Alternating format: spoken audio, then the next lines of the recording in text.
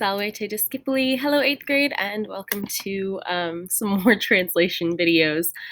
So we are moving on to stage 7. So in stage 7, we're doing some more practice with our verbs and specifically the perfect tense. The perfect tense is a little bit different from our other tenses, present and imperfect tense. It's got a different stem that it uses, and so it can be a little bit tricky to get the hang of recognizing.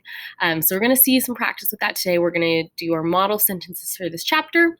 So as usual, we'll read through the Latin first, practice reading through the Latin yourself as well as we go over everything, and then make sure you translate the sentences yourself, and then once you finish your translation, then you can check the part 2 video, correct your translations, and then send them to me for participation credit for the week. So for this chapter, this stage, our model sentences, we have cena. Cena, remember, is our Latin word for dinner. This is from a while ago, so you don't remember that word. But dinner, which is, hey, we've got a nice feast going on here, fitting with Thanksgiving coming up. So number 1, we have amicus caecilium visitabat, villam intravit. Number 2, caecilius amicum expectabat, amicum salutavit. Amicus cum caecilio cenabat, cenam laudavit. Poeta triclinium intravit, versum recitavit. Okay, and then over here up to 5. Amicus poculum inspexit, vinum gustavit. Amicus poculum hausit, tum fabulam longam narravit.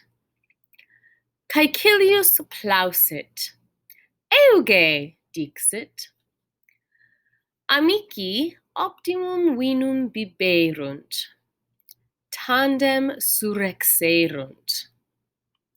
Servi in atrio stabant, januam aperuerunt. Amicus vale dixit, e villa discacit. All right, so a few things to kind of keep in mind as you are going over this translation. We are starting to see in our sentences more kind of normal ways of reading or writing Latin, a language in general. We're not going to have the subject repeated if the subject stays the same. So keep that in mind, because we've got quite a few of the second sentences in these model sentences where the subject is going to be the same subject as in the previous sentence, even though it's not written again. So you'll replace the subject with the pronoun like he or something like that. So for example, just here we have amicus caecilium visitabat. Amicus here is our subject. Visitabat is our verb, and caecilium is our direct object. And then in the next sentence, we have villam intravit. Intravit is our verb, but villam is still a direct object because it's got that M ending. So amicus is still the subject of this second sentence, even though it's not stated again.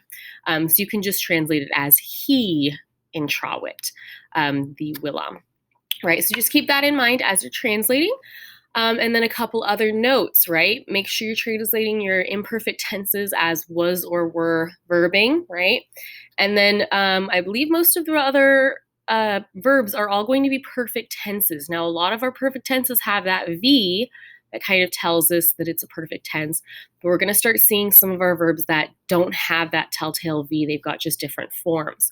So just kind of keep that in mind, that these verbs are still perfect tenses, even though they might look a little different. So if you need help with vocabulary, remember, use your Cambridge Elevate Dictionary.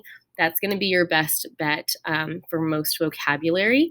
If you want to try Google Translate, you can, but try to do one word at a time. It's not always going to be accurate, but don't try plugging in entire sentences, because that's when Google Translate can get really, really wonky and wrong. So if it's just one word at a time, you can try Google Translate, but the Cambridge Elevate dictionary is always going to be your best bet for the vocab in this text. All right, so go ahead and translate these sentences. Once you have their translations written down, go ahead and check out part 2, where we will go over the translations. Wale te discipuli.